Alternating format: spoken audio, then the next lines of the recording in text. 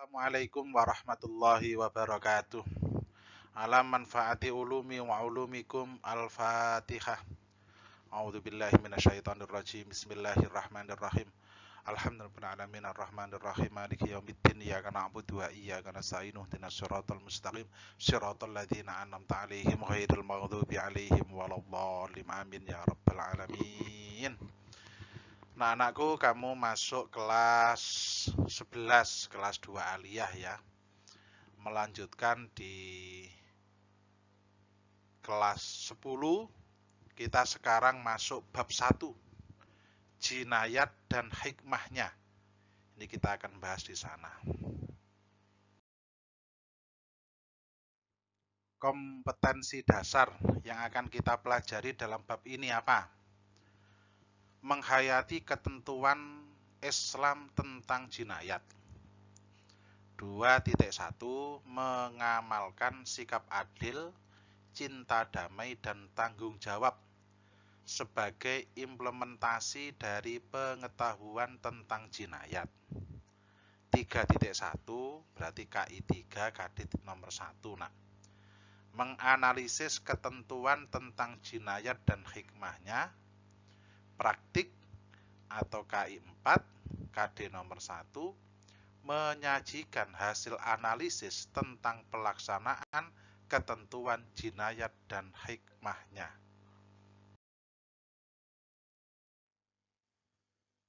Indikator pencapaian kompetensi. Kamu dianggap berhasil, sudah tercapai kalau 1. Menganut ketentuan Islam tentang jinayat. Mengklasifikasikan ketentuan Islam tentang jinayat. Mengklasifikasikan sikap adil, cinta damai, dan tanggung jawab sebagai implementasi dari pengetahuan tentang jinayat. Membangun sikap adil, cinta damai, dan tanggung jawab sebagai implementasi dari pengetahuan tentang jinayat. Mengorganisir ketentuan tentang jinayat dan hikmahnya. Membedakan ketentuan tentang jinayat dan hikmahnya. Mempresentasikan sikap analisis tentang pelaksanaan ketentuan jinayat dan hikmahnya. Ini peta konsepnya, nak. Peta konsepnya yang kamu pelajari apa nanti? Jinayah, tindak pidana. 1, pembunuhan. Yang kamu pelajari pengertiannya, macam-macamnya, dasar hukumnya, dan hikmahnya. Kisos sama pengertian, dasar hukum, syarat-syaratnya, dan hikmahnya. Diyat, pengertian, dasar hukum, syarat-syaratnya, dan hikmahnya. Kifarot, pengertian, dasar hukum, macam-macamnya, hikmahnya. Jadi ada 4 item besar. Dari 4 item besar itu kita bahas satu per satu. Anak-anak, masuk pada item besar yang pertama, pembunuhan. Apa sih pembunuhan?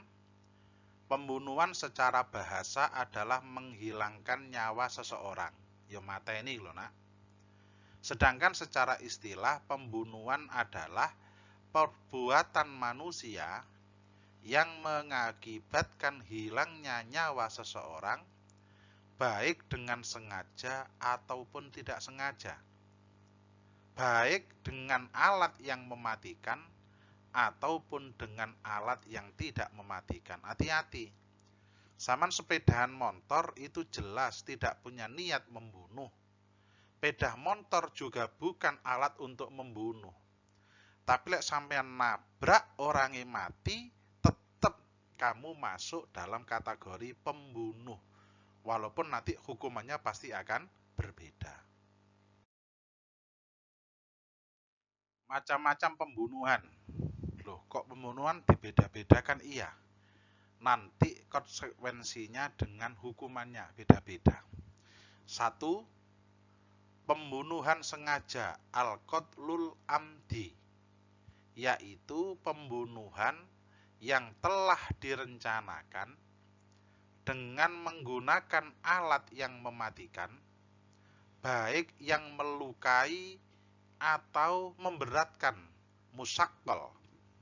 Dikatakan pembunuhan sengaja apabila ada niat dari pembunuh sebelumnya menggunakan alat atau senjata yang mematikan. Si pembunuh termasuk orang yang baligh, yang dibunuh atau korban adalah orang yang baik. Jadi lek ning Indonesia pembunuhan sengaja itu nak. Nah ini nanti akan dibedakan. Kalau yang membunuh itu belum baligh, masih kecil, dihukum tapi tidak masuk kategori ini.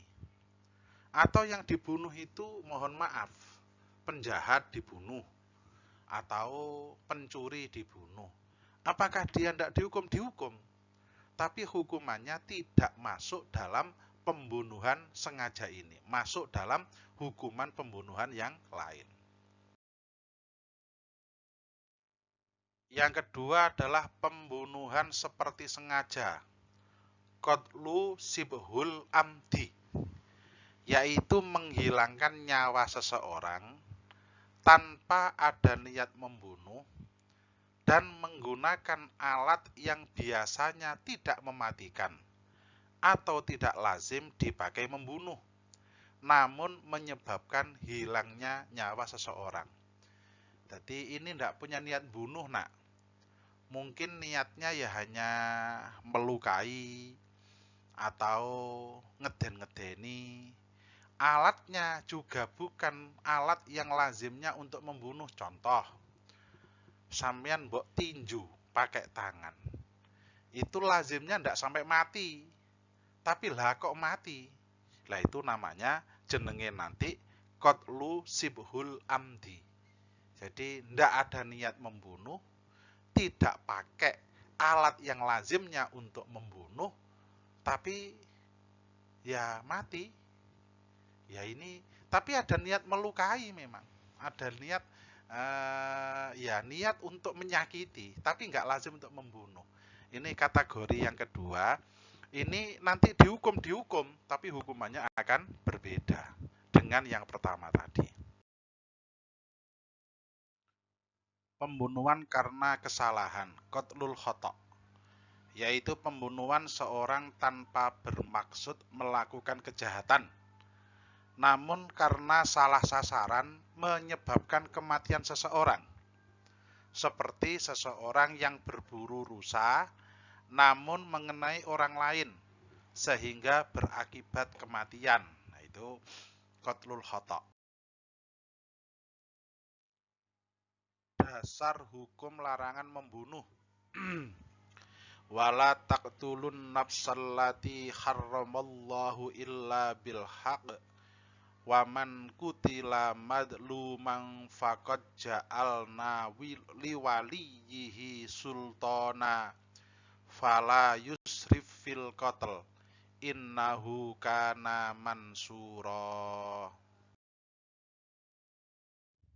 Dan janganlah kamu membunuh orang yang diharamkan Allah membunuhnya, tidak boleh, kecuali dengan suatu alasan yang benar. Loh, membunuh kok ada alat? Boleh. Lah Al-Gojo nembak orang yang dihukum mati, nah itu ya karena dasar, karena ada alasan. Dan barang siapa dibunuh secara zalim, maka sungguh kami telah memberi kekuasaan kepada walinya. Nah ini nanti bisa memaafkan, bisa kisos nak. Tetapi janganlah walinya itu melampaui batas dalam pembunuhan. Sesungguhnya dia adalah orang yang mendapat pertolongan dari Allah. Hukum bagi pelaku pembunuhan. Nah ini makanya tadi dibagi-bagi itu biar bisa membedakan mana hukumannya. Yang pertama, pembunuhan sengaja, al-qatlul amdi, itu hukumannya kisos, yaitu pelaku harus diberikan sanksi hukuman yang setimpal dan berat, ya dibunuh. Namun jika keluarga korban memaafkan, maka hukumannya adalah membayar sejumlah denda, yaitu diyat mughalladah, diyat berat. Apa itu? Nanti dibahas diyat mughalladah itu apa. Yang diambil dari harta pembunuh dan dibayarkan secara tunai kepada pihak keluarga korban. Selain membayar sejumlah diyat, pelaku juga diwajibkan menunaikan kifarat.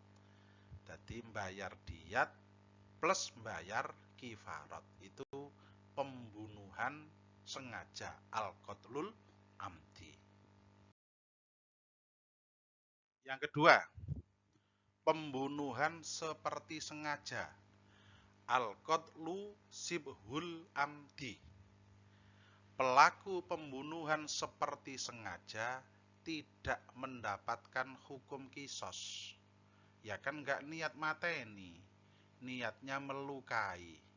Namun dihukum dengan membayar sejumlah denda, yaitu diyat mughalladah, sama dengan yang tadi, diyat berat.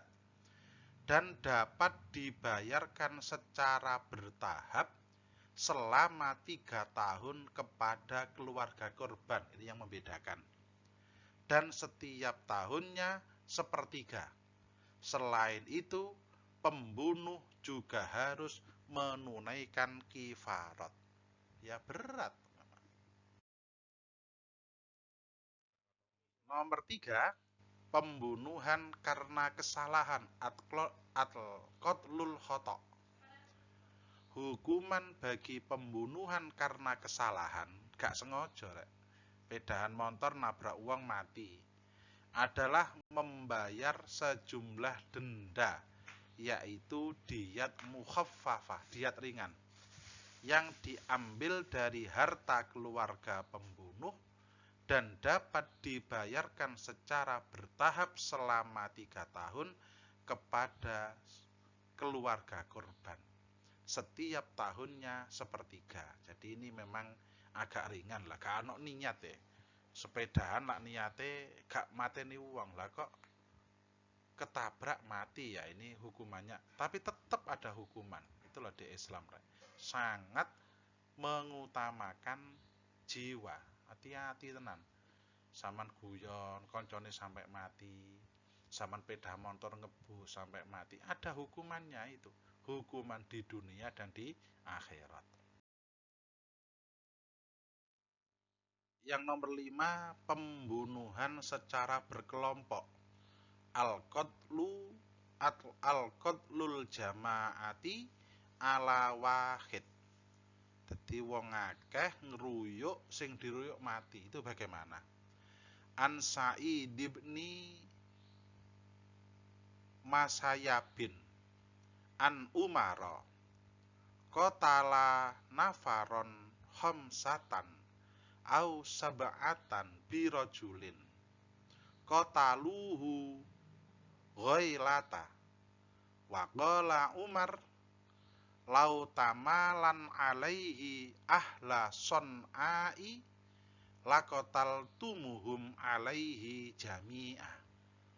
Artinya dari Sa'id bin Musayyab bahwa Umar radhiyallahu anhu telah menghukum bunuh 5 atau 6 orang yang telah membunuh seorang laki-laki secara dolim dengan ditipu di tempat sunyi.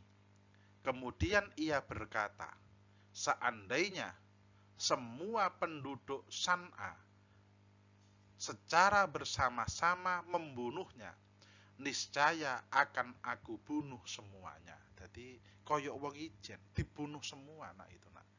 Lah sing ngruyuk itu dibunuh semua, dihukum. Lek memang qatlul amdi ya dikisos. Nah, kayak tadi itu, pokoknya ya kayak tadi itu. Tapi yang semua itu ya dihukum kayak begitu.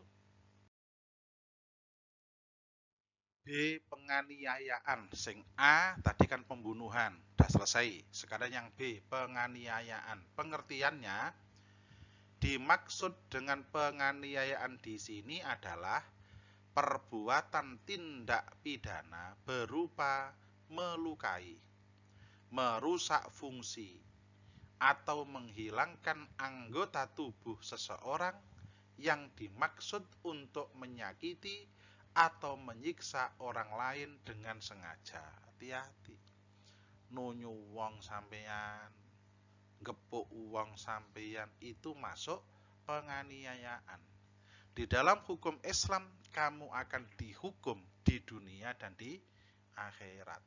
Lek ning Indonesia kamu dilaporkan cekel polisi, di akhirat digebuki para malaikat sampeyan.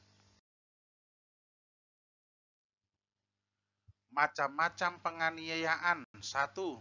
Penganiayaan berat, yaitu perbuatan merusak bagian badan yang menyebabkan hilangnya manfaat atau fungsi anggota badan tersebut, seperti memukul tangan sampai patah, merusak mata sampai buta, dan lain sebagainya. Itu termasuk penganiayaan berat. Hukumannya nanti juga akan berat. 2.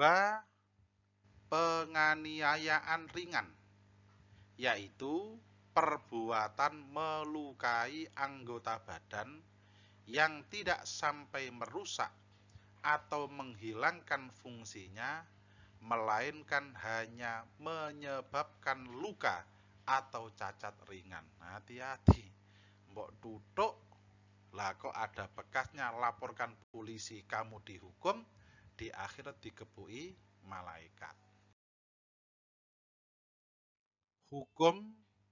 Hukuman bagi pelaku tindak pidana penganiayaan. Al-Quran ini nak. Wa katabna alaihim fiha annan nafsa bin nafsi wal aina bil aini wal anfa bil anfi wal udhuna bil udhuni was sinna bis sin wal juruha qisas faman tasaddaqa bihi fahuwa kaffaratullah wa man lam yahkum bima anzalallahu faulaika humudz zalimun.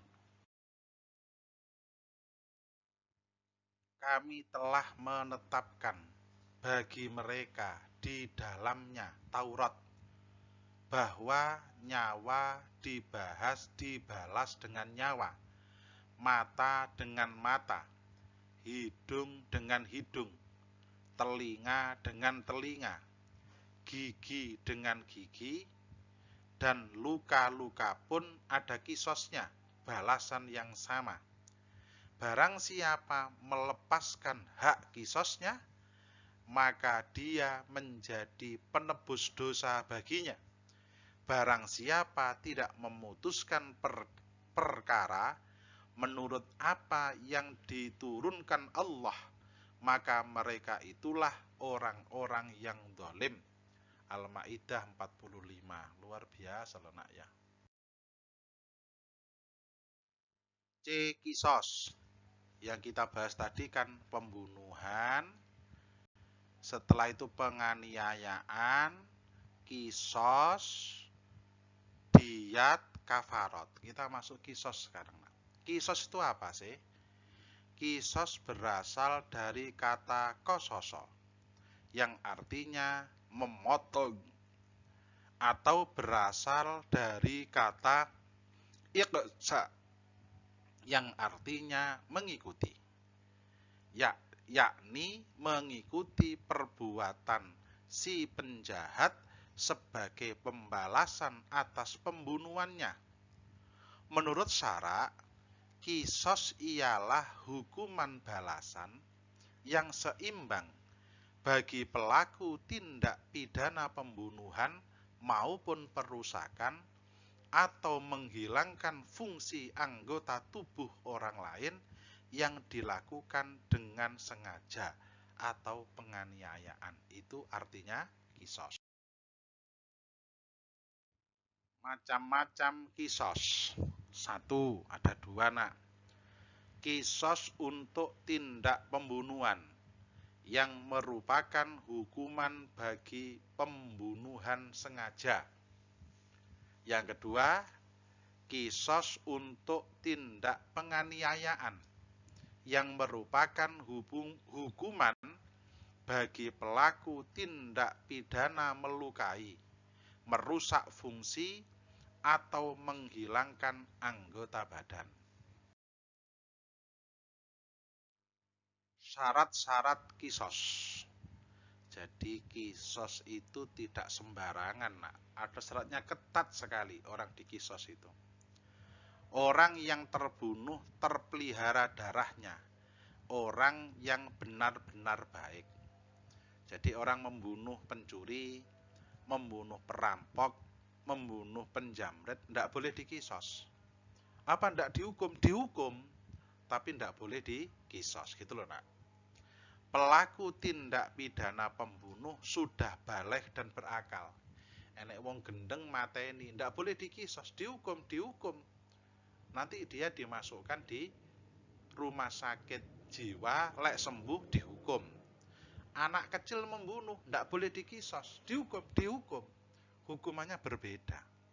Yang ketiga, pembunuh bukan bapak orang tua dari terbunuh.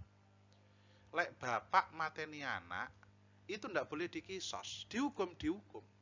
Tapi lek sebaliknya, anak mateni bapak, wah itu boleh dikisos dan luar biasa.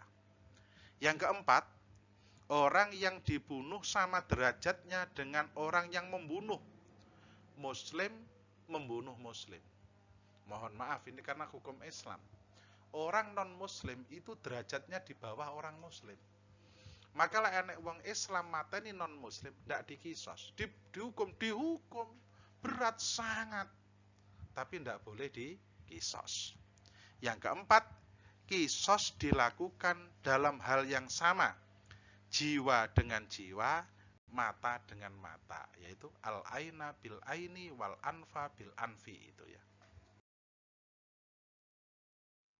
Hikmah kisos banyak nak, tapi ini dicuplik Pak Imam satu saja. Yang lain kamu bisa belajar dari bukumu. Walakum fil kisosi hayatuyya ulil albabi la'allakum tattaqun. Dalam hal kisos itu ada jaminan kehidupan bagimu, wahai orang-orang yang berakal, agar kamu bertakwa. Coba nak, hukum kisos itu justru menjamin kelangsungan kehidupan manusia. Lek orang ngapur, sakarepe dhewe, mateni wong lho. Lek Islam justru ndak. Hati-hati kon mateni, kon dipateni, selesai sudah. Maka orang jerah. Kalau tidak dikisos, bayar diat mahal, berat, bayar kafarat berat. Luar biasa harga nyawa di kalangan atau di hadapan umat Islam. Hukum Islam sangat melindungi kehidupan, sangat melindungi nyawa, itu sampai luar, bukan kejam, sebaliknya. Jadi justru kehidupan itu dapat dilindungi dengan hukum kisos. Anak-anak, kita akhiri pertemuan ini bagian pertama nak dari bab yang ini, bab jinayat dan hikmahnya. Karena nanti ada pertemuan kedua yang membahas tentang diyat dan kifarat. Ini kita cukupi sekarang, mari kita tutup dengan doa bersama. Bismillahirrahmanirrahim. Subhanakallahumma wa bihamdika asyhadu an la ilaha illa anta astaghfiruka wa atubu ilaik. Wassalamualaikum warahmatullahi wabarakatuh.